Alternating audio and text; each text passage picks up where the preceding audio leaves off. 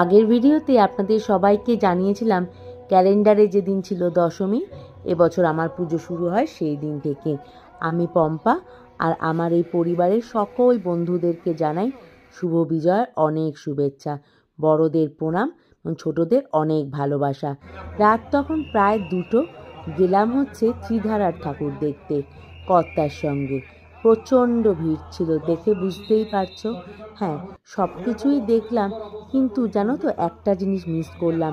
ওই ত্রিধারা যে live performance হচ্ছিল বিজয়ার দিন বলে সেদিন থেকে বন্ধ ছিল। যাই হোক, কী আর করা যাবে। তোমরা কারা কারা ত্রিধারার এই লাইভ পারফরমেন্স দেখেছো বা ঠাকুর দেখেছো, তোমাদের কেমন লেগেছে সেটা কিন্তু অবশ্যই আমাকে কমেন্টে জানাবে। আর মায়ের রূপটা ছিল দারুণ, আমার তো ভীষণ ভালো লেগেছিল। ভিড় ছিল একটু, ঠিক কথাই, তাতে কি, মাকে দর্শন করতে গেলে এইটুকুনি ভিড় তো ঠেলতেই হবে।